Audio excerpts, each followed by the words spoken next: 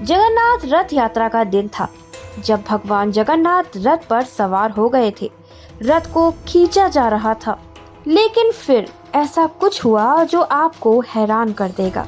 कुछ दूर चलने के बाद भगवान जगन्नाथ का रथ वहीं रुक गया। कई कोशिशें करने के बाद भी जगन्नाथ रथ को हिलाया ना जा सका। मंदिर के पुजारियों को लगा शायद उनसे कोई गलती हुई हो।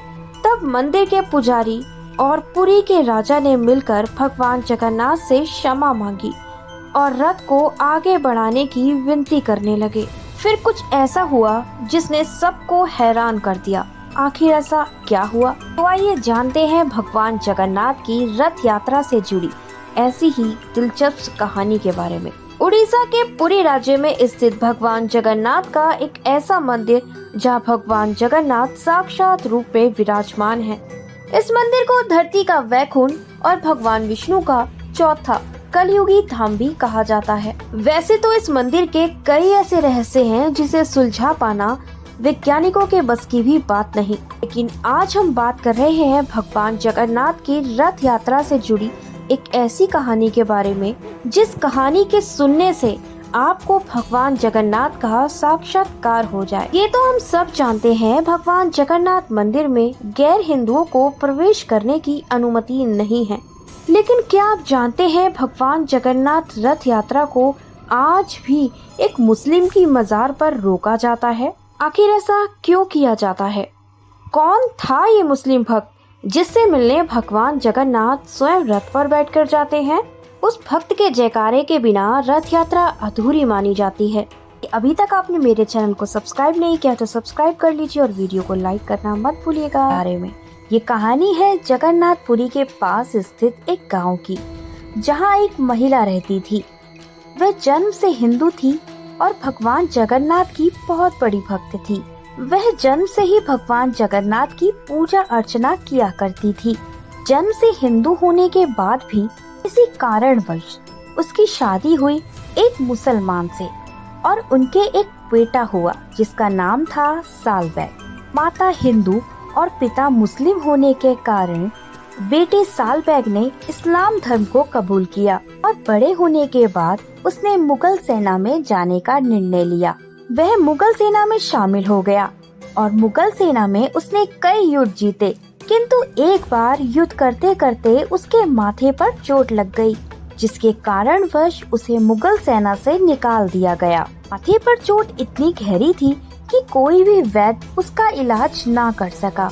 इस चीज से वह काफी परेशान और दुखी था।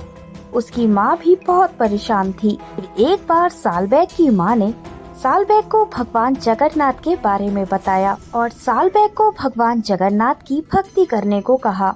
सालबैग ने अपनी माँ की बात मान के भगवान जगन्नाथ की पूजा अर्चना शुरू कर दी।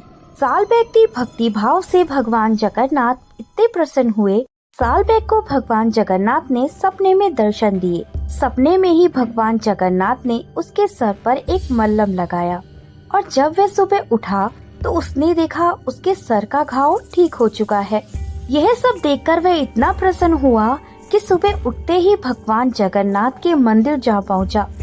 लेकिन मुस्लिम होने के कारण उसे मंदिर में जाने की अनुमति नहीं मिली। ये सोचकर वह काफी परेशान हुआ कि वह अब भगवान जगन्नाथ से कैसे मिलेगा। फिर उसने ये निर्णय लिया कि भगवान जगन्नाथ के मंदिर की सीढ़ियों पर बैठकर ही वह भगवान जगन्नाथ के गुणगान गाया करेगा। सब कुछ त्याग कर वह भगवान जगन्नाथ के मंदिर के पास बैठकर भगवान जगन्नाथ के गीत गाया करता था।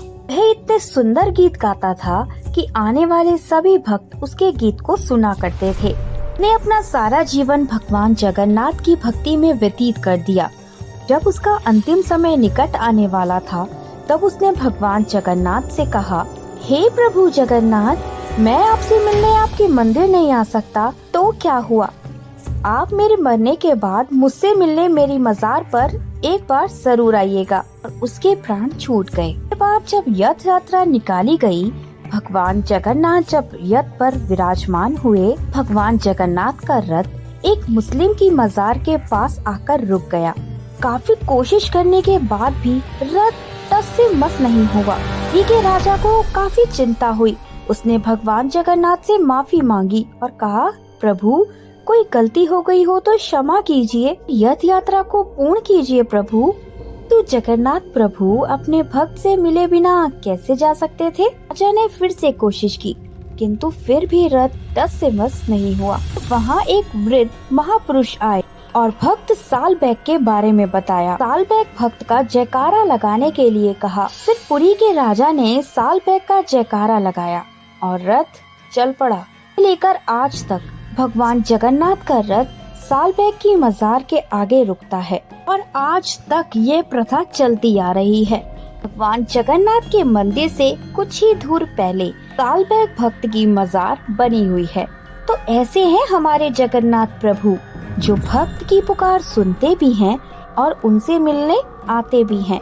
आप जब भी भगवान जगन्नाथ के मंदिर जाएं, तो सालबैग की मजार पर प्रणाम करना मत भूलिएगा। आज भी जगन्नाथ मंदिर में सालबैग द्वारा लिखे गए गीतों को गाया जाता है। सालबैग एक मुसलमान होकर भी भगवान जगन्नाथ का इतना बड़ा भक्त बना, उसकी भक्ति की मिसाल आज भी जगन्नाथपुरी में दी जाती है। आपको हमारी वीडियो अच्छी लगी हो तो वीडियो को लाइक, शेयर, सब्सक्राइब करना मत भूलिएगा। जय जगन्नाथ, जय श्री कृष्णा, राधे राधे। जगन्नाथो लोकनाथो लीला